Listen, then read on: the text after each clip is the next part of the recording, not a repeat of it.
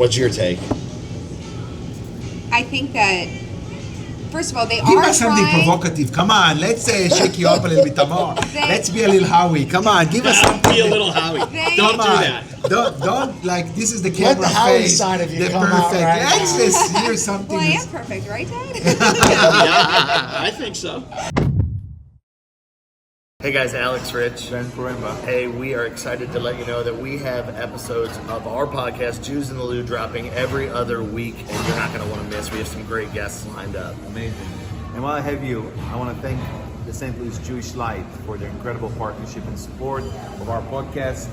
St. Louis Jewish Light doing amazing work for our community, keeping us informed with stories, with updates. And visit stljewishlight.org. Subscribe to their newsletter. They'll keep you up to date on everything going on. Absolutely. Well, see you soon. I'd also like to thank a very special person that makes all of this possible. Michael Steinberg, who does so much for the community, also is a big part in making Jews in the Lou a thing that we're able to continue to do to bring you these unique stories time and time again. And we appreciate Michael Steinberg, everything he does for the community, the Jewish community here in St. Louis, and everything that Michael Steinberg does here for Jews in the Lou. Howie just asked if he was the first hairless person to be on the podcast. That's not what I asked. I asked if Charlotte has any powder. Oh yeah, that Okay, too. well, that's the first. And then it led to him. What do you mean by powder? Powder for Powder my head? for his face. Yeah, He has a lot of face. I got a haircut yesterday. You might need It's to a put hard those time sunglasses finding back on. When I look at Howie, I get kind of a They charged glare me a hits finder's me. fee for this. No, we had Joe Shirts. Oh, it's Yeah, Coach man. Shirts. Coach I was Coach gonna was say. great. Yeah. Coach was great. Yes. He knows a little bit more about hoops than I do. I'd say. You think you know a lot about Hooper? hoops? I do think I know a lot. Listen, He's a hooper. Ben's He son wasn't. knows everything there is to know about hoops. But so Howie and I, this is a good origin story of how Howie and I first met, which then led to me meeting Tamar. We went to Indiana. I went to Indiana University. Howie went to the great IU. Tamar went to the great So Indiana. did Tamar's mother, Karen. As well as our good friend Tom Ackerman, Fucking who's, Hoosiers you know, over well, here. I know, right? Who's your daddy? So, man. so what? It was maybe sophomore year of college for me, maybe junior year. Yeah. We played North Carolina. They were number 1 in the country. And at IU, you had to wait outside in the freezing cold to line up to get the good seats at the basketball game. So I'm texting with You my would have buddy. one of those ear flaps. I had it all. I mean, I had the whole deal. And I'm texting Ackerman, and he's like, "Okay, I'm over by the basketball arena. I'll swing by and say hello. I'm with a buddy of mine, whatever." So I'm sitting out there, and the line is, it's packed. Everybody's out there, and Tom and Howie are walking up, and I'm thinking, who the hell is this guy with Tom Ackerman? Carrying some boxes. Guy in my looks like arms. guy looks like a clown, right? He comes up. I swear to God that his product at the time was called What Are You Nuts? And Tom says, this is my buddy Howie. And Howie, first thing he says to me, he says, "You want some of my nuts?" And that's a perfect way to meet somebody, right? And the rest was history. So he's over there passing out his "What Are You Nuts" to everybody in the whole line, and everybody's like, "How do you you've know been the guy?" standing- I don't know the guy. You've been standing in 20-degree weather for like Right. 6 hours at right. a time, Yeah, and thinking it's a good idea. it wasn't. No. But Howie's nuts made it that much better.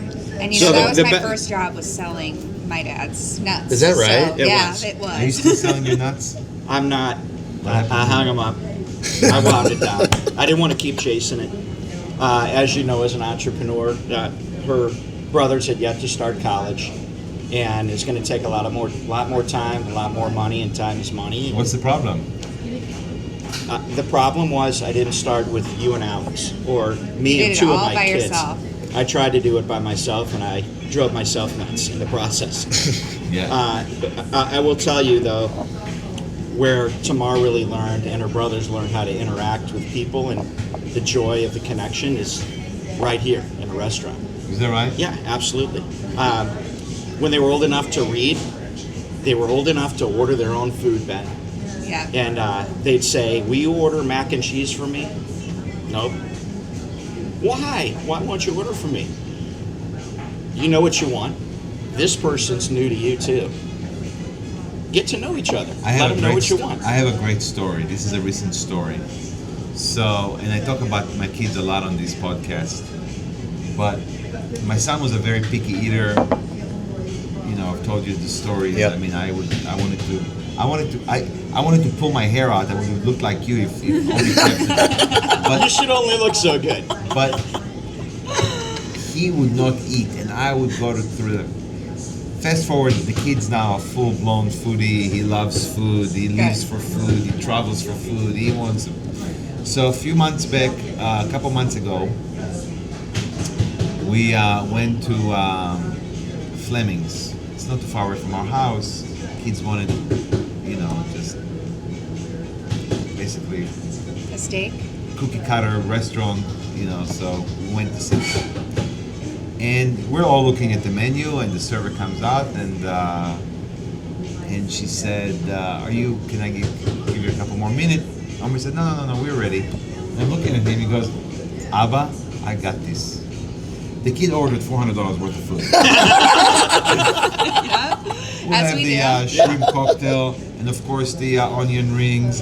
And my sister will have the confidence. My sister will have the petite filet, no sauce, medium to medium well. I'll have the lobster. My mom will have the kid-sized salmon, and my dad will have. Abba, what are you having? I love So it. $400 later. Yeah, exactly. So I don't let them order anymore. Yeah, I can imagine why. But anyway, it's fun to do that, right? Oh, man. So, Absolutely. You made my taste expensive. That was our childhood growing up was going, and that was how we connected with our grandparents too, is going to the restaurants that, and we're creatures of habit, to be honest. So Who when isn't? we love it, and we will go back, and his dad will order the same thing at every restaurant that he loves. So he'll know which tomatoes are good at which place, and this is all because you grew up in the supermarket. I was gonna get to That's that what it was. exactly. We'll talk about it in a minute. But, Yeah. So you grew up in St. Louis. Yeah. Did you grow up in St. Louis? I did. So like 5 minutes away from Karen. And we didn't meet until we met in Bloomington. that right? I was her fraternity father. Who's your daddy? Yeah. I Yeah. got stories about Howie, dude. Well, I got- so what- I'll what are wait. your stories? I'll wait till later in till we get to the. What were your favorite restaurant growing up? What was the Rolodex of 5 restaurants, right? So the one that we knew we were going to for a holiday or it was a birthday, specifically birthdays, we were going to Chris's with a K off yes, Lindbergh. Lindbergh, So yeah. that was the family spot that we Love knew it. we were going to. The grandparents' treat. Yeah. So the $400 of ordering, we knew what we wanted. That was there. We knew that we were going there. But then we really stuck to, we go to Pratzel's to get corned beef, lean, extra lean. When I was growing up, four He of us wasn't were here coming yet. to dollar here to buy. yet. He was not here yet. You asked me when I'm growing I'm up. joking. But that was that was No, right when you down the said street. we go, you insinuated Excuse me. that you're Still. in the habit of Excuse going. me. When I grew up in I their love Pratzels house- myself. I have to say, I occasionally go there too. So even though. Yes, but it's those moments, or we're going to Donut Drive-In to get our favorite donut. Those specific places that are so iconic in St. Louis that you're growing here in St. Louis. That's what is meaningful because families will come to your places. They'll come to Deli Divine. They'll go to Nick's Dub, like we've gone to many times as a family, as friends, and then it becomes tradition. So I know where I want to go. That's the St. Louis culture, but you can also introduce new restaurants too, absolutely. which is the neat thing, and make it feel like, oh, it's just been there for 100 years right. because of the product and because it's so good. So those were like a couple of my faves. I'm trying to remember. Carl's, well, obviously. Well, now it's Carl's Driving or Carl's Deli? Carl's Driving. Yeah. Yeah. I invented the sandwich there. How I so? grilled cheese in the middle of a double cheeseburger. And even they said, Very Jewish of you. yeah, very nuts. they said, that's nuts. Are you really going to eat this? I'm like, You're into absolutely. nuts. I see that. Into nutty things. I am, yeah. Karen was saying that to me for, at the Poor time, Mom. Yeah. about 18 years. And I figured I'd trademark it and make a food out of it. I love it. Anything, not anything, or everything. You guys Most keep things. running. I've got to answer this real quick. Go ahead. Perfect. Not answer, just respond to this. Okay, He's doing his thing. good. So go back because obviously we haven't really gotten to like who you guys are quite yet. You come from the food business, a background in growing up in the food business. Talk about Sure. that a little bit, and then we'll move to you because you're often not the one being asked the questions No. and being interviewed. You're used to being on camera, but you're not used to typically answering the questions. Not at all. What? But talk about your background, how you were raised, and then how the nuts came about. Honestly, Yeah. So I didn't go to summer camp like most of your friends, and you Okay, I went. will. And Mom always teases me that I missed out on a life experience. My camp was in aisle 6, stocking the baby food, send me the facing it description, out, okay? making sure it's All right, bye. 3 deep and high, and then Sorry going to about the that. Jello. yeah, No problem. You're good. The only Ah. thing you missed is how he didn't go to summer camp. I didn't. His summer camp was in aisle 3 at the grocery store. Right. Don't feel bad for Oh me. yeah, you're from the grocery Yeah. world. Yeah. I'm And fascinated by grocery stores, by the way. well, and I love them. I Same. think it's like real restaurants. It's open to the public, and you have to be able to interact and get to know anybody that walks through that door and what their needs are vary every day. But you're an extension of their home. They're not going to be able to fit all this in their pantry or freezer. So when you look at your business in that way and treat them and your customers and your team like it's family, you can grow without having it part of your business plan. It's Yeah. just who you are, and the interpersonal communication skills, getting to know people, starting at age 12, 13 years old, working in a supermarket. To me, it's what makes me me. Yeah. Wow. That's why you're not afraid to approach any stranger or just really try any joke No one's on a any stranger. No. It You was know. it was one of those things growing up that we knew wherever we went, no matter if it was to the ballpark, it's to a restaurant, Dad is always going to stop and say hello, but it's not a hello, it's a conversation. And you would have thought that you knew this guy since you were 5 years Yeah. old, but it's not true. You were just meeting them for the first time, or you built some connection, or you met them once before. So that's kind of what I was taught growing up is we make friends in this world Nobody's and in a this life. stranger. No one's a And stranger. I have a so hard that's time what not you do. saying hello when I walk past somebody anywhere on the sidewalk. Like, we're gonna be late. It's not just in a supermarket. It just Yeah. becomes. But that's a very Midwestern, Yeah. very St. Louis thing. I Sure. remember when I moved here, and I'd go for a walk, and people were like, "Hello," and I'm like, "What the fuck do they want from me?" right. I get punched in the face in New York City multiple What do you mean, times hello? What- in one city hi. block. What do they and now, want? and now, I mean, I actually was creeped out by it. Like some, older Right. ladies, like, "Hi, how you doing?" And I'm like, what's going on here?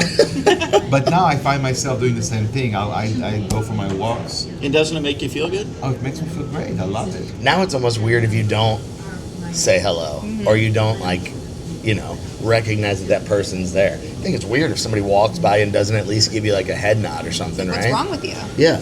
It's acknowledgement. It's acknowledgement. It's a very St. Louis thing, by the way, though. But do you It's think true. it's also, we talk about this a lot, do you think it's also part of a Jewish cultural thing? No, Just being, absolutely not. No. you think it's more Midwest? Absolutely not. Okay. It's contrary. It's antithesis to the way we complain, we frown, we Oy. oi, it's all oi, no. Ah. We're impatient. It's exactly what The opposite. the complete opposite. But there's something endearing about the way we complain too. Here's one. Is it showing a vulnerability by saying hello to somebody you've never met or seen before?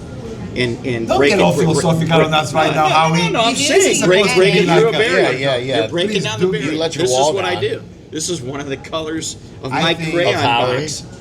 I think that Howie's crayon box has colors in it that you wouldn't find anywhere else. No. Let me tell you.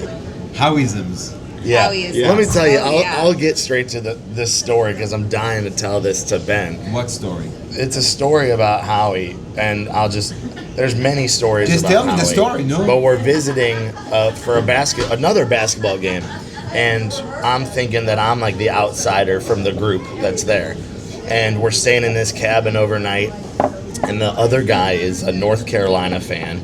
So he's the only fan that's not rooting for IU that day. But don't miss the important part. He just had spine surgery. So he just had spine surgery, so he's on some medication where if you know He's in the Howie, cabin? yeah, he's in the cabin. It was gabapentin. It was 1,800 milligrams. Oh no. Yeah. Made him Uh-huh. Yeah. nuts. Oh, Which yeah. Nuts. he's already nuts and already has no filter as it is.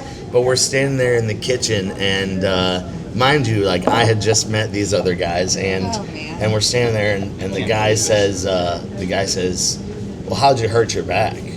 Like We had- sarcastically. we had been hanging out for hours at this point. We just beat his basketball team. Yeah, and he's like, oh, And how I'm not did feeling very well. you what'd you do to your back? And What'd you do to your back? yeah, what'd you do to your back?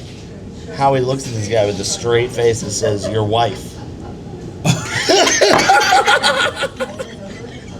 Yep. And I'm thinking, I'm not surprised. that's funny as hell.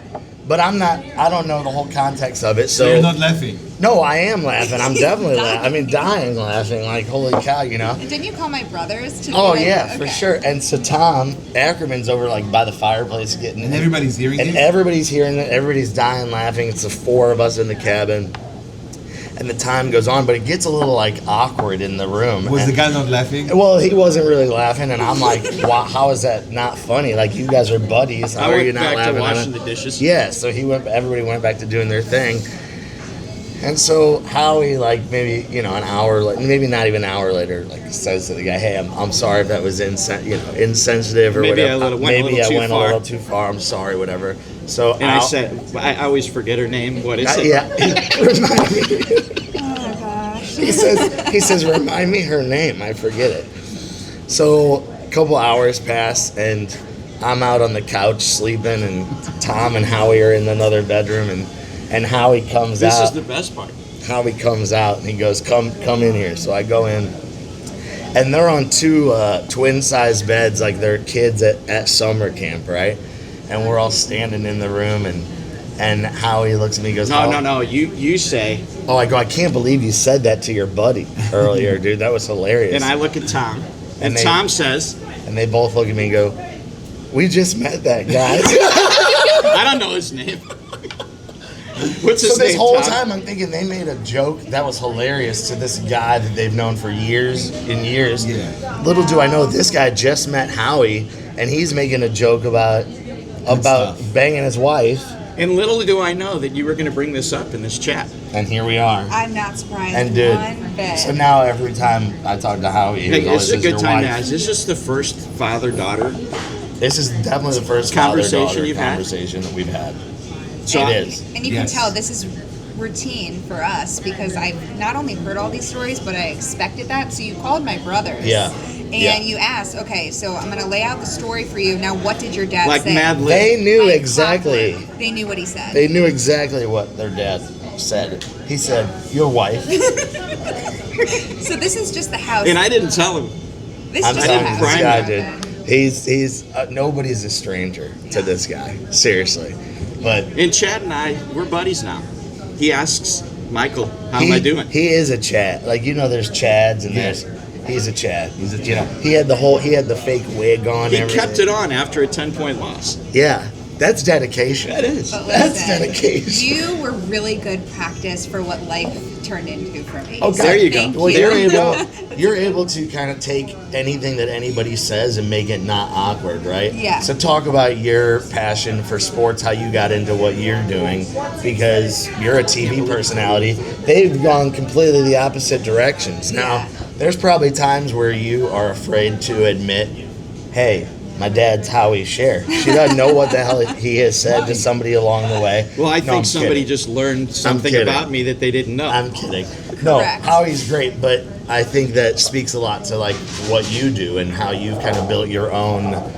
You've built your own path outside of the food business. You're clearly not all about your nuts. But- No, I'm not all about my But nuts. Howie's not in the food business. Howie's in the people's business. He's in the There we go. people There you business, but that's gotten you into what you're Food doing. was just a platform, right? Yeah, exactly. It's a conduit. And that's Hungry. what, and I'll tell you to start it, and then we'll go full circle. But just last week, we actually guest lectured a media school course in Bloomington. We went to IU to give this lecture, and it was the media entrepreneurship class. So it's me starting off in an industry and building my own brand so that I can enter this sports industry and media world, and then his background in entrepreneurship.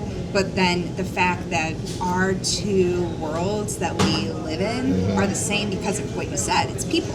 It's the business of people. It's interacting and Power building of relationships. relationships. Exactly. Taking Do you guys We just rehearse follow that? each other's sentences. do. Yeah. No, we don't rehearse anything, but we have these conversations on the regular. He's the person that I call 24/7 of, hey, can I run this by you? Hey, can I run this by you? And we just talk about this naturally all the time.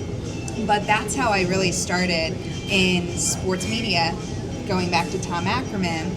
I knew I wanted to go to IU. Didn't know what I wanted to do, but knew I loved writing, loved journalism, loved sports, because we grew up going to IU basketball camps for my brother and going to games all the time. I felt like I was a student there, so it was my only school I applied to. And then it kind of evolved into, okay, I can combine my passions for just talking to people. That's what you do on camera. You just communicate, build relationships, see where that gets you, where that got me. And then I took the first opportunity I got, which was in Evansville, Indiana. He's met the news director randomly, and he's like, hey, I like your personality. You ask the first question, you put yourself out there. You want to come move halfway home to Evansville, Indiana before we can eventually get you to St. Louis? Like, sure, that's going to happen. Yeah. And then it did. So Nice. it was trusting in that relationship that I built, not barely knowing this guy who called me on the phone to want to hire me. And then we built a relationship then that ultimately got me here. So sports or not, Yeah. it was all about, okay, how can I connect with people? How can I tell people's stories? And then that's where it landed me. You know what I think is really cool, and I think it's a great thing that you guys have with your relationship, is you are not afraid to give the honest, critical, like, you are not the parent that's gonna sugarcoat anything for tomorrow. You're gonna tell her exactly what she needs to hear, and that, whether it's what she wants to hear or not. Correct. I think that you do a good job of, now I don't know, you Are know, you you're giving a parental validation? He's married now. No, so. I am married now, but Look at this. But no, I do think that there are a lot of parents that sugarcoat stuff. Like, Well, wait until you're a parent and then make those kinds of I'm just value saying. judgments. Come on. I'm just saying. Well, we mentioned Josh Shirts, and I coached all three of my kids. And when I got to Aiden, the youngest, it was really becoming a struggle. Because to your point, so many of the parents didn't recognize it as an extension beyond the classroom. Like, it's sports. They're having fun, but there's certain disciplines, certain ways to run this drill that you have to do it this way, or you're going to get hurt, or you're going to lose the game, or you're not going to be able to work cohesively as a team. Now, what age are we talking about? It started, her brother, Jake, encouraged me to start a kindergarten level basketball organization. I have opinions about that. Right. In Clayton, the In center of kindergarten, Clayton. the kids should just have fun. Hey. No discipline. Fuck that. Hey, I'm answering the bell for what the children want. And it was about being around each other, socialization with the ball in their hand, and respecting each other, respecting your opponents. We didn't, like, do push-ups and make them run lines when they were in kindergarten. But the struggles with the parents and them telling the coach or the teacher, you're not teaching right, you're not coaching right, you don't know how this is affecting them. Well, it worked out okay for the generations before, when the coach was the boss. Yeah. And the coach knew how to run these skills and drills. It worked for me and my teammates, and I'm not so sure it worked for you, okay? well, I think it did. I think it did from this standpoint. It's about, no doubt. you know, as you're running the restaurants, it is, you can be creative, but you have to go about it. There's a Well, time I you're have a- opening, and you got to be ready to go. I have a reputation that and I think it's my bluntness and my directness and my, you know, I'm proud of what I've created, and so I have a reputation of being a little bit of a cutthroat, a little bit of a, you know, a difficult boss. I don't try to be. It's just the way I behave. It's expectations. It's expectations, and I don't expect anyone to do anything that I wouldn't be able to perform myself. I mean, that's the standard is the standard that I created for myself. I have to tell you, I don't think it is. I'm going to correct myself. It's an agreement that you have that when people come into your restaurant, that this is what they deserve. This is what they're demanding of what they're receiving when they come. So you don't move off of that, do you? Let's unpack this. Say it again. Sure. Because this is a deep thought. Sure. It's an agreement that you have that With you're who? Who am I making the agreement with? with yourself first. Okay. And then your team. This is the expectation. This is the agreement that we're making with each person that's coming in to be served today. And we're going to repeat that. And we're going to learn from each day and apply what we learn to continue to grow upon what we built. That's where reputation's created. That's a lot. You Yeah. want to pack for me right now? Yeah. Sure. 30 seconds. Have some more coffee. I have to think it through. Sure. I don't entirely disagree with. I maybe slightly disagree with the framing of this, because at the core of what I do, at least, is a desire to have some kind of meaningful activity. I chose food. I chose hospitality for whatever reason, and whatever the medium is, my idea is that I wanna do it in a way that is serious, but not self-important. In a way that is fun, but still meaningful. So it's a lot of it is emotion, and a lot of it is instinct, and a lot of it is just an attitude about how you treat people, how you. So yes, I guess it's an agreement. Yeah, now that I think about it, I guess it's something that you have to sort of talk yourself into. Well, how you're saying it is such a level of confidence that you know Yeah. this is the way it needs to be. Well, the one thing I know is that there's a lot that I don't know. Yeah, being inquisitive is a good side of intelligence. That's the first step, right? Okay, so I want to hear a little bit about the grocery world. Sure. A little bit. So it's your dad who started it, or I was a fourth so generation. your grandfather? Yeah. Your, My great-grandfather, Great-grandfather. Herman Cohen, Wow. in Granite Cohen. City, Illinois. okay. His son was in college, and as the story is told, had a fondness for a friend in Little Rock, Arkansas, and he saw the first grocery store with products on the other side of the counter. So aisles, shelves, not the stuff, oh, you need a loaf of bread and a can of tuna. They go back to get it. Here you go. Here you go. No, now it's open. Now you can shop with a card and bring it up to the register. And as my life began, my best friend, I have two of them, my wife and my dad. When we got married, Karen's like, don't be telling people I'm your best friend, because you got two. I've never seen a relationship father-son like you and your Yeah. dad. Like, you get into it, Yeah. and you learn from each other, and then where are we going to lunch?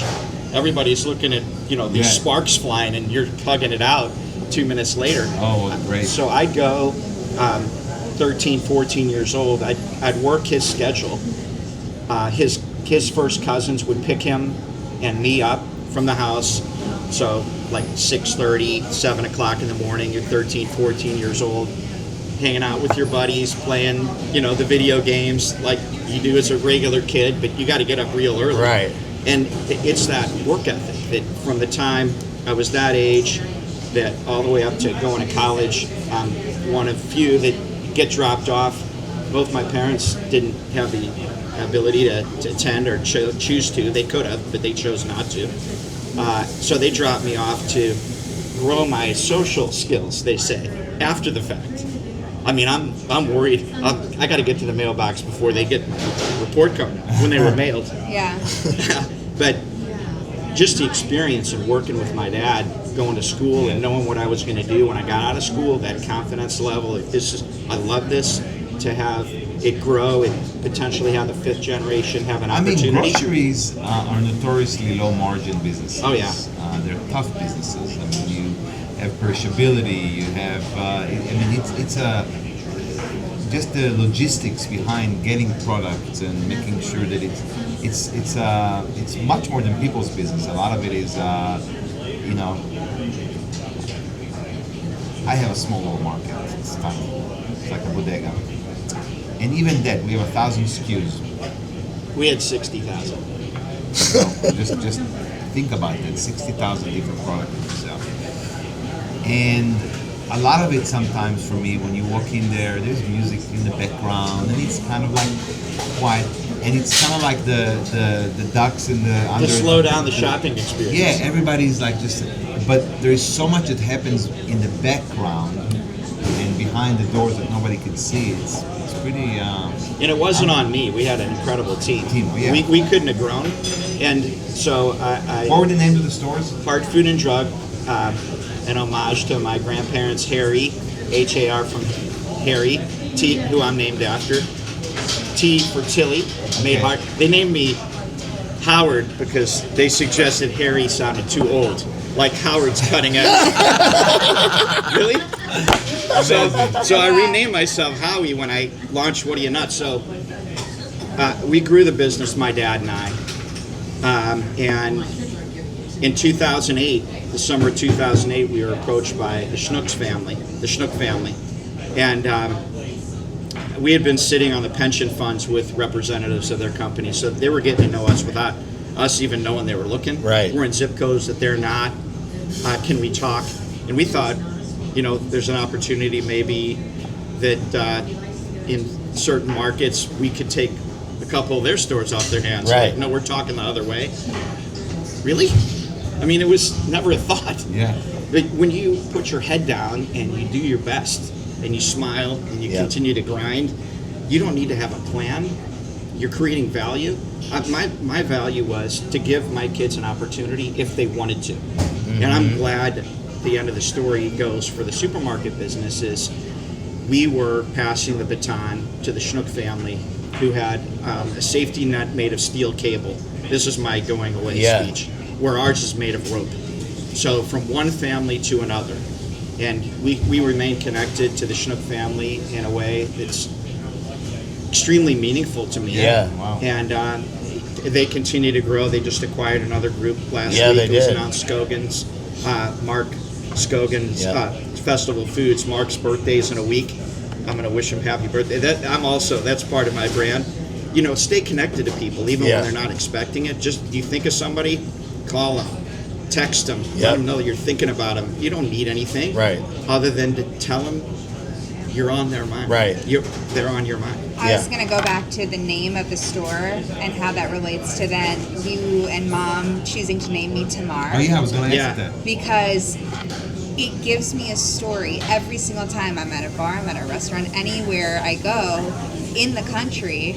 It's, where'd you get that name from? It's very unique. Mm-hmm. So you know the name Tamar, but not many people know what Tamar means, what Tamar is. But it is a symbol for me to be able to differentiate myself and also teach it's Rosh Hashanah. So the date palm tree is Tamar. Yeah. Which is sweet, just like you. Sweetness. And, well, thank you. But that is the name that you and Mom gave me is going to live with me, obviously, for my whole life, but it has such meaning to it that it's never just me introducing So tell myself. us, why did you name her Tamar? It's all my mom. Because Karen said, we're having a daughter, we're naming her Tamar. And I said, but my buddies, some of them are idiots. They're going to call her Tamara. Which is true. It happens. They still do. Yeah, right. Oh, Well, I gave my kids Hebrew names, powerful Hebrew names, with tons of meaning, just to build some kind of an identity that is, All of our kids' names have a story, like Jake, for example. Jacob? There we go. This is perfect. Just Jake. Just Jake. Just like me. I'm Ben, not Benjamin. Right. So here's how the story goes for Jake. I got Karen in the back seat, flanked by her brothers Dan and Mike, and Richard. My father-in-law's in the front seat. We're driving under the overpass, 270 on the Dew. You got to be careful when you start a story that says, I got my wife in the back seat. When you're talking to me, because I'm thinking a whole different. You know this what I mean? is a different story. Okay. Thank God. Seriously? If you know Howie, I'm serious. You never know what direction the story is going. I'm sorry. So Richard says, hey, you're having a boy. We're so excited. You come up with a name yet? I'm like, yeah, Jake. And he said, that's awesome, Jacob. It's a beautiful biblical name. I'm like, no, it's going to be Jake. And he said, well, the way these go, you're going to name him Benjamin. And then, when he comes out of the womb, you call him Ben, and everybody knows him as Ben. You know what I'm talking about. I said, no, here's how it goes. We love the name Jake. We're going to name him Jake. Karen, Mike, and Dan. 3 beautiful names. That was your choice. I love it. What do you think of the name Jake? See, this is serious. He looks out the window. It's a beautiful blue sky, and I love the name Jake. Yeah. Yeah. That's how, right? Well, but Ben does have a meaning in and of itself. Jake does not. Give it to me. Ben is son. Mm-hmm. That's just what it means. Yeah. Yep. So what does Jake mean? It's just a cool, just a No, good but name. Tamar is a beautiful Yeah. name. Tamar is one It's of a my. good, I don't know. What does it mean? What? It's the middle kid. So when I order at a restaurant, Yeah. can I have a name, please? Jake. It's not my name. It's a name. It's my middle kid. He says he doesn't get enough attention. I use it at a I restaurant. like that. I like You that. like that? Perfect. But that's, yeah, the name Tamar, it's so interesting because when getting in TV, some people change their names. Uh-huh. And for me, Tamar Sher, it's easy enough, but it's very hard for people to know at first. Tamar, Sher, like, Tamar. you know, Tamar, everyone gets it Until you wrong meet Tamar at Bates. first. Right. True. But it is one of those names. Tamar Sher almost looks like it's made up. Yeah. You know, it feels. It feels flows like, nice, It though. flows Thank so you. nicely. Yeah. Thank you. It but feels like it's yeah. branded. Thank you. But it was one that I didn't want to change because Yeah. of that. It's who you People are. asked, Yeah. and I was like, no, I don't want to change my name. They can figure it out. I think that's a Tamar good. was also a very strong biblical figure. Yeah. Oh, yeah. Well, I think that's a good Tough segue story, to but some true. of the Jewish Tough conversation. Very tough story. I think it's a good segue to some of the Jewish conversation that we do like to have on Jews in the Lou, where it's talking about how important Judaism and being brought up with the Jewish traditions have been in your life You know, over I'm the meant to years. tell you this on the conversations. You have to distinguish between Judaism and Jewishness.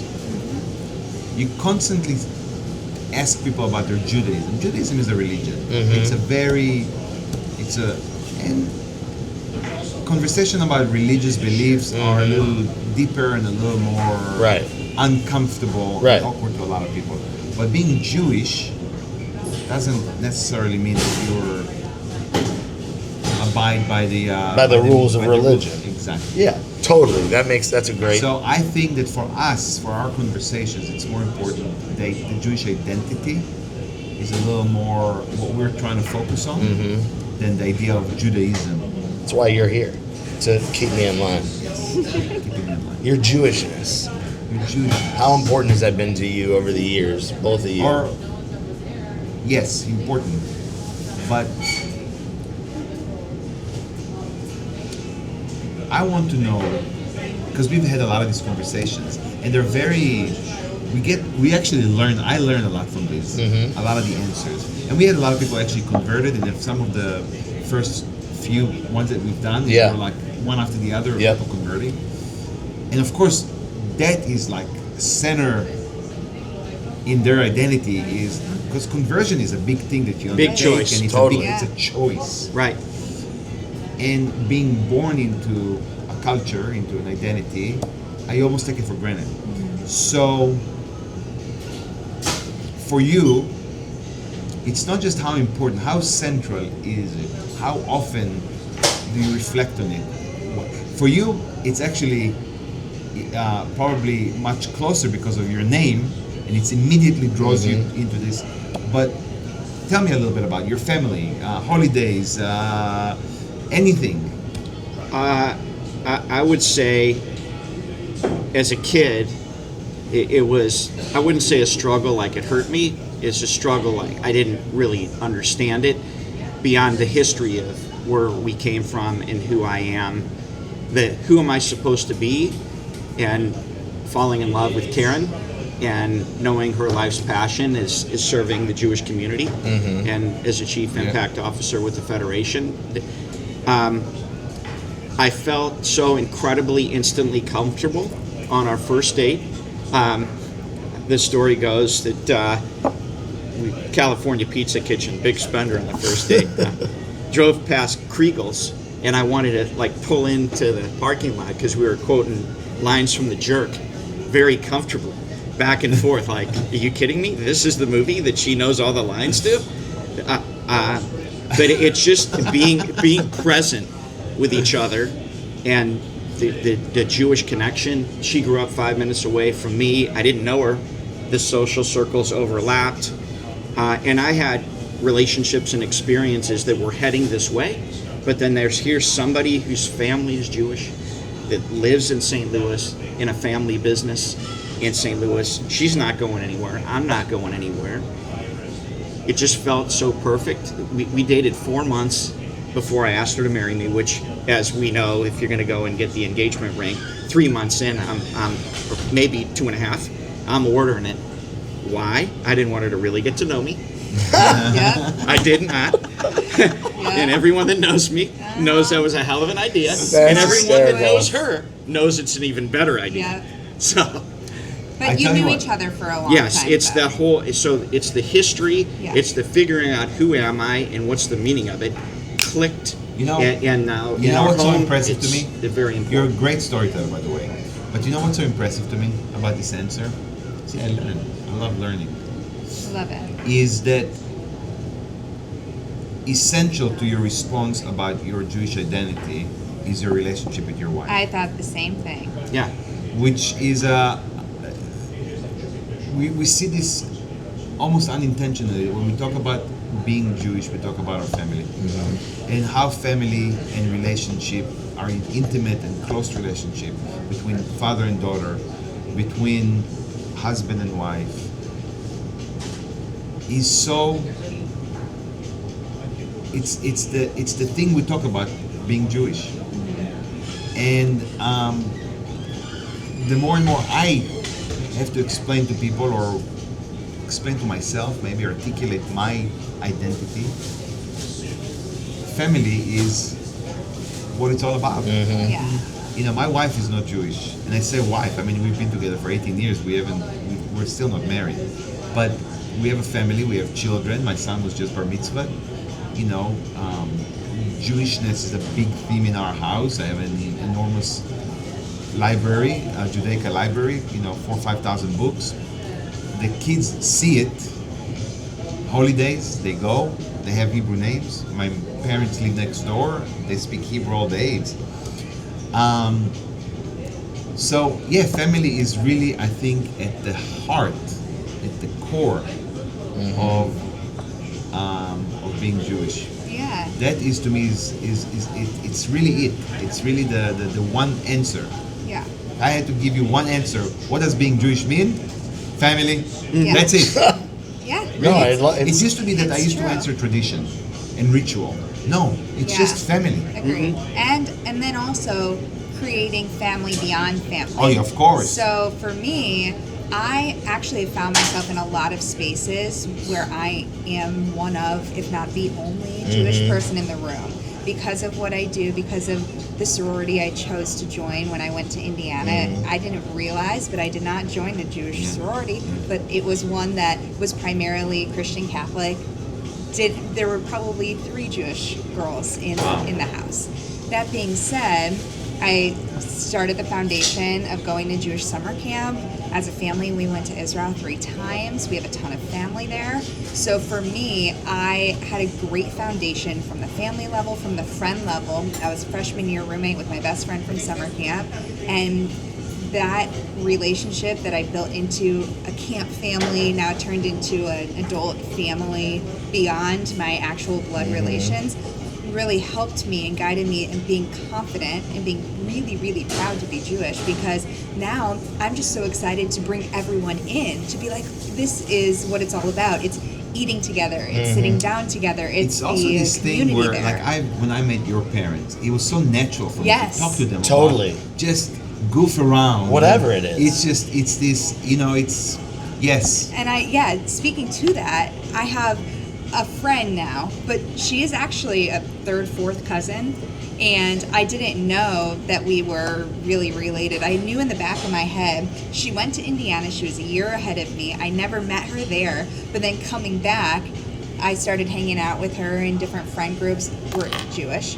We know each other's families just because we're Jewish. We don't, you don't hang out with our parents all the time, but we just know that we know each other's families, and it's instant. Now we're so tight, and it was that instant connection of us being Jewish that said, okay, yeah, she's gonna be my best friend for life. It just makes sense. Where What an it's like that. interesting table I'm sitting with today. Jewish Hoosiers. Yeah. To my right, to my left. Hoosiers. Hoosiers. Oh boy. Hoosiers. I'm always trying to blend these You words are. together. You are for sure. But I think that like you said, you are. There's times where maybe you haven't been as open as being proud to be Jewish, and now you've found right. Like there's been times growing up where I'm Or sure nervous. or nervous Yeah. for sure. Where again, you are the only. How many times have you heard that you're like the first Jewish person that a lot of people have met? Many times. This is a great lead-in, and you haven't heard this story. So I'm honored to be in a spot now where I'm advising and coaching founders of startup, new and emerging food and beverage products. Everything that I've done in my career has led to this time to where it's not even work. It's so joyful. I'm honored to be able to be part of these people's journeys. And my latest client, I spoke to mid-afternoon on Monday. I had known him for 30 days. He's already signed up for a couple advising tracks, and now he wants more. He wants to join this founder cohort program where he's going to be peer-to-peer and bring in subject matter experts. And he's going to get it with that another advising track that's overarching for strategy of everything that he's trying to do to bring this beverage to market. And I said, Eric, please pardon me, I'm not going to be able to send you the follow-up until Thursday because it's sundown. I'm going to start celebrating my holiday. Right. And he says, Shana Tova, I am too. The connections. Yeah. We wandered through the desert for 40 years. Sound like Chris Farley. 40 years. We wandered through the desert. There was no gas station to ask for directions. Point one. 2 generations. We finally get there. Now we live in a world that it's amazing how we just show up and meet each other randomly all the time. But It's us amazing. making those connections, though, because Yes. our only connecting factor is the fact that we're Jewish, and then you instantly feel some sort of draw to each other and connection. Yes. Because it's not the religion, to your point; it's like the community you build. It's the ish. And Totally. the culture and Totally. Yeah. 100%, because you automatically just feel comfortable. You feel this. Religion has the ish. You feel comfortable. You feel like you're just I'm you're not connected. so sure that I'm immediately Comfort. comfortable with every Jewish person that I meet. Fair. That's- definitely People are meet some- people. Yes. Huh? People are people. People are people. But it's a There's good, some outliers everywhere you It's go. at least this. It's a starter. It's a lighting of the wick. Yeah, I mean, I don't think that's unique to us, though. Let's be real about it. You know, I mean, it's unique to every culture. If you meet, if you're Moroccan, and you meet another Moroccan person in Yeah, an you're unlikely gonna- circumstance, you're gonna connect. I mean, Totally. that's not unique to us. I mean, I'm trying to So, draw. but you were born in Israel, right? Huh? You were born in Israel. I was born in Israel. I think this is a difference from the diaspora. So for us in St. Louis, there's a lot of parochial schools. Yes. We're in a public school where more often than not we are the minority. Mm-hmm. So when we do have that connection and it's random, it's not as Yeah. prevalent as how you grew up in. They say at age 7 we're hardwired to most of how we operate. And I think your connection to your Judaism from the people to people thing, you're playing with blocks in nursery school and everybody around you is Jewish. You walk out your front door and everybody on the sidewalk is Jewish. There's some uniqueness to it. Yeah, fair enough. Yeah, I agree with that. That does make sense, because I feel like a lot of kids I went to school with weren't necessarily like going to. I had a closer sense of connection with the ones that I went to school with, but then I also went to like Sunday school with, because it was like I knew that they were learning and doing the same things outside of school that I was also, and I had that deeper sense of like we learn about something totally different another day of the week that has no relation to this school or education at all. That it's just totally different. I mean, you went to summer camp. I feel like there's like a whole clique of people that like summer camp is. People joke all the time, like going away to summer camp is like the Jewish thing to do, right? Yeah. And Exactly. that being said, though, I will say, because I've been in a lot of spaces where I am a minority, and I think that being Jewish in the community I've built because I'm Jewish has helped me grow deeper and stronger relationships with those that are not, that are culturally different. And that's something that I feel is why I can do the job that I'm doing now. So a lot of it is because of my Jewish upbringing that has given me the skills to be able to build deep connections with people instantly. And I take some of that. So it doesn't have to be just Jewish to Jewish that I build connection with, but it's what skills that's exactly right. do I have that I can then bring into the new relationship, and then instantly I can find a connection to someone and say, all right, let's level on this point, or let me get to know you a little more, and let me get to know your story, tell your story. So Yeah, I'm Go gonna. ahead. Sorry, I'm gonna bare my soul a little bit. I've known Alex for quite a while. Love the guy. Just getting to know you. But when Alex invited us to do this, and I'm emotional too. Yeah. You being here and you living on the land and from Israel, this conversation is extra special for me, and I had no choice but to say yes because you're here. I feel some extra meaning Yeah. from where you come from where you grew up and from where you lived. I think How about your that? perspective and your perspective and your presence from where you're from is, I do think it is a lot more meaningful to a lot of people than maybe you think it is. Well, no, I mean, I understand that. I'm just an internal pariah, you know. I don't accept easy narratives about anything. And I don't accept. I'm a shit disturber by nature, and a slight provocateur too, you know. Just because That's why you guys are next to each other. Just because I wanna peel off yeah. the bullshit. Yeah, rip the Band-Aid. Rip the Band-Aid. Talk about uncomfortable things. Yeah. And I'm also perfectly fine to be the first to admit that I'm wrong, that I was wrong. You know, I sometimes passionately be for something, and then a few months later realize that I was in my own head, and I will have to say, you know what, Our rabbi told us in services, don't show up with certainty all the time. Like, be willing to hear different perspective. Absolutely. And I will say that we're filming this in the perfect time. Yeah. We just celebrated Rosh Hashanah, we're going to Yom Kippur.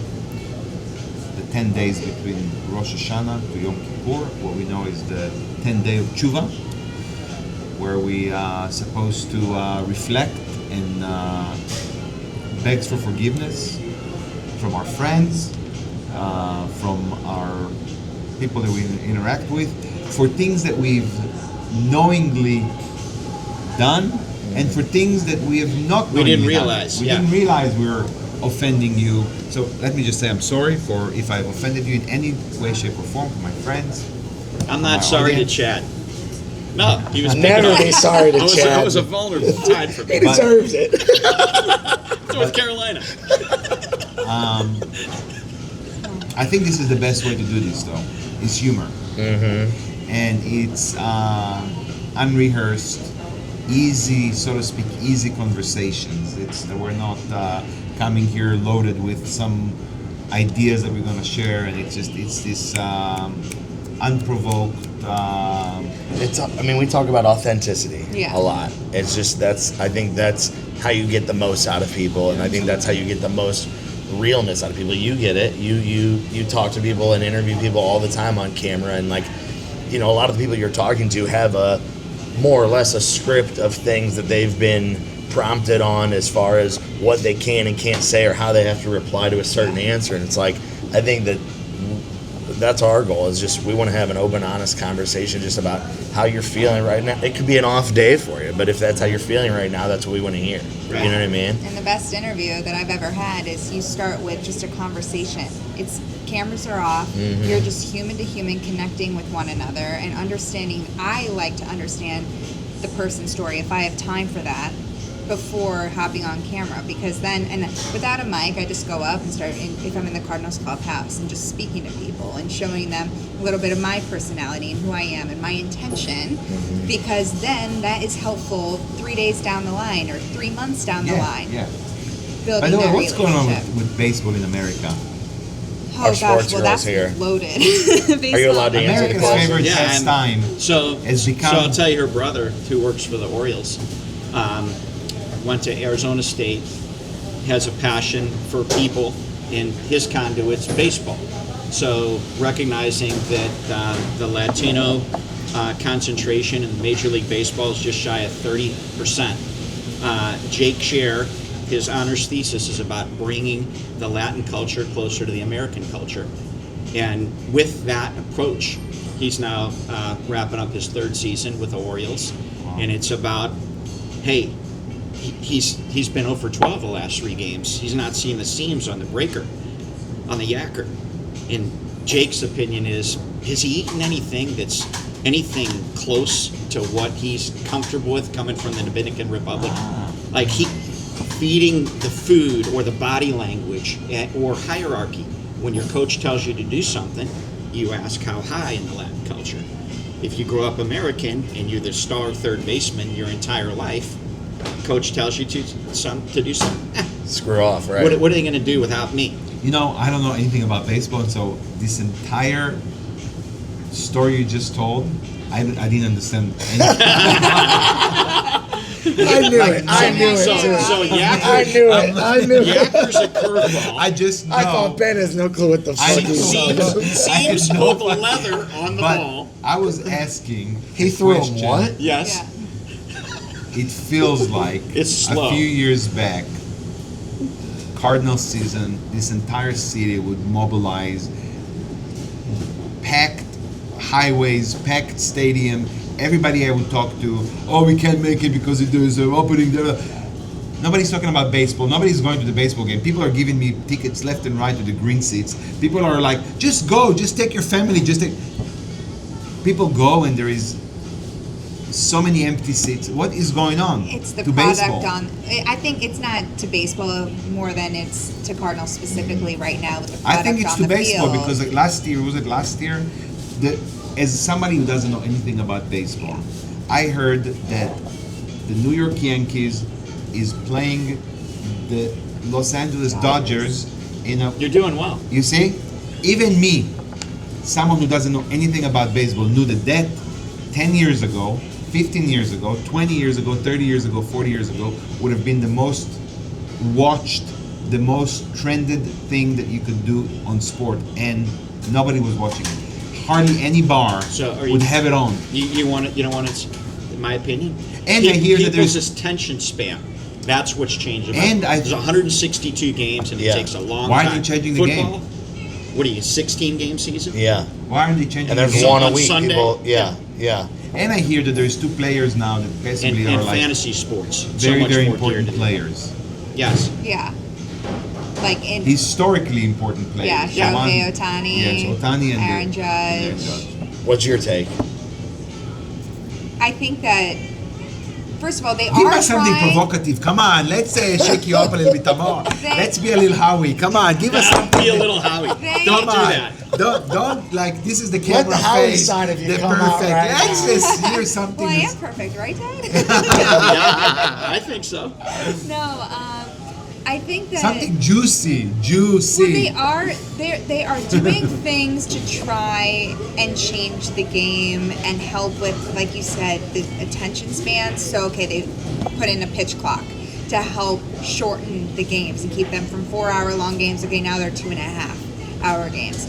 Slowly, they're starting to implement. The Cardinals brought in a new person, a Nook, who is trying to get the game day experience to where fans think it should be. So they have brought in that piece to try and build out and get more fan engagement. And you have international players that are stars. Shohei Ohtani, unimaginable what And he's doing. So when Right. Shohei comes to town, So if that's everyone happening comes. worldly, that's good for baseball. Yeah, a lot of people come to the ballpark to just see Shohei Ohtani, and that's where things are going right Give now. us nothing.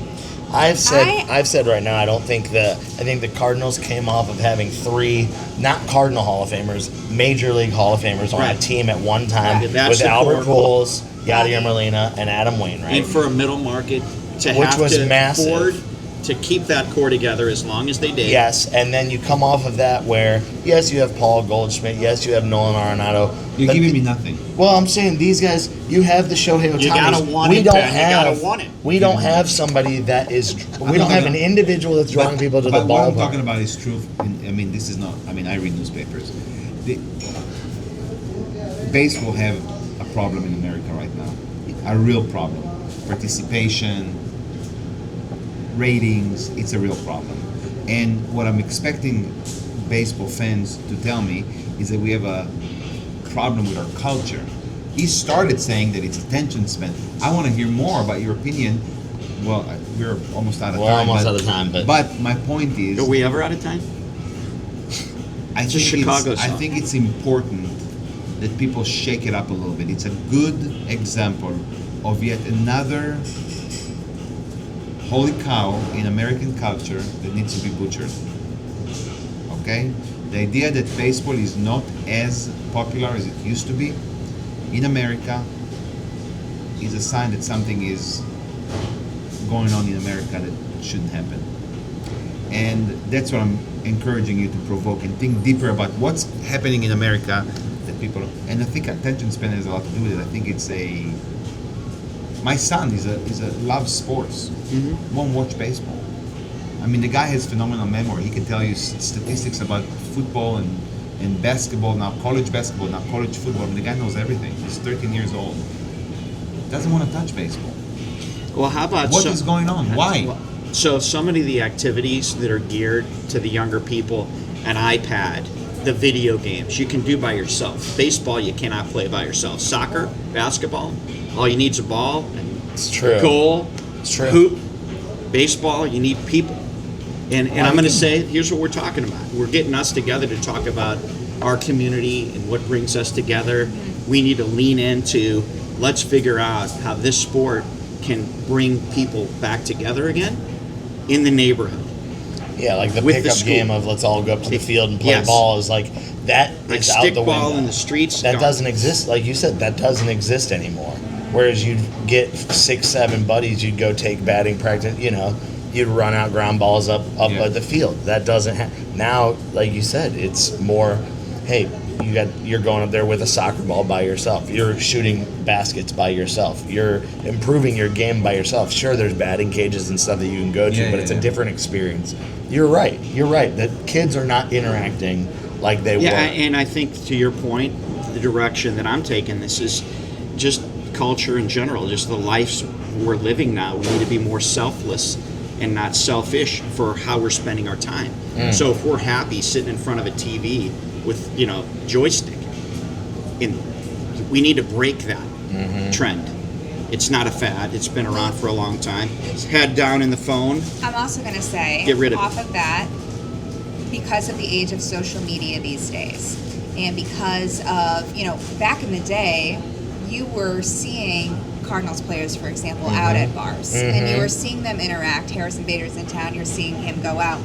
These days, because of social media and the scrutiny, especially that's on Twitter, X, Instagram, players are more sheltered and staying home and not interacting with people on the outside and playing their video games with each other and communicating that way. Not because they aren't social beings, but because there is so much scrutiny on the outside and all these different voices and opinions that, that was always there because that's just passionate fan bases, but it's so loud because you have this device in your hand that's what's changing the culture in the game as well. So you want provocative. That is, I think, where things are going and why things in our society, not even baseball specific, has changed. You say one thing and it goes viral. Yeah. And you say one wrong thing or you're pictured in the wrong place or making one face, then people have their own narrative. And that's not even just baseball.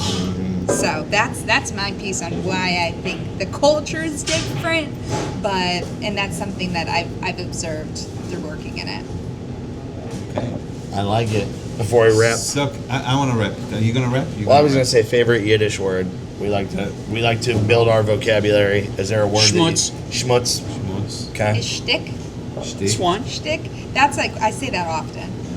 I see. What's your shtick? What's your shtick? What's your stick? I was That's a good gonna. one. I was I've never gonna- written schmutz. Have you ever written No, schmutz? Yiddish words are hard to write. Why? I don't- SCH, like everything. MUTZ. MUTZ. Schmutz. I would say MOOTZ. See, everyone has their That's own way. Schmutz. Like, I you would don't want to say say schmutz. If you have you there, you'd say schmutz. If you say Schmutz. schmutz, you're a Schmutz. putz, But right? schmutz. well, Utz, the potato Schmutzes. chips is Utz. Putz. So it's No, I like it. complicated. That's why I never write I was it. gonna, ahead, I give was, us our I- wrap. I was gonna wrap up with a, since we're on the baseball, and I love Yogi Berra, all his yogisms. Yogiisms. One of my favorite ones is, and I'm not sure that that's. I think that actually is not him, but people associate it with him. Wherever you go, there you are. I like that. That's great. I love that. Love it. We appreciate So wherever you guys Love go, being with you guys. There you There are. you are. I love that. Love it. Hineni. Here I am. in any, How about There that? you go. Yeah. that's a big one. You just learned it. And your right? wife. Yeah, that. And your wife. Try that sometime. Your wife. When Don't somebody try it. says something. Don't try Your it. wife. It'll be good with its accent too. What do I need to say? Like Howie, your wife. No, that's not my Yeah, style. not No, the half it's the not my time. style. I It's say the your mother. gabapentin. You're You say your wife. No, I would say your mother. Oh boy. That's great. Thanks for having us, guys. Thank you. I love it. That's it.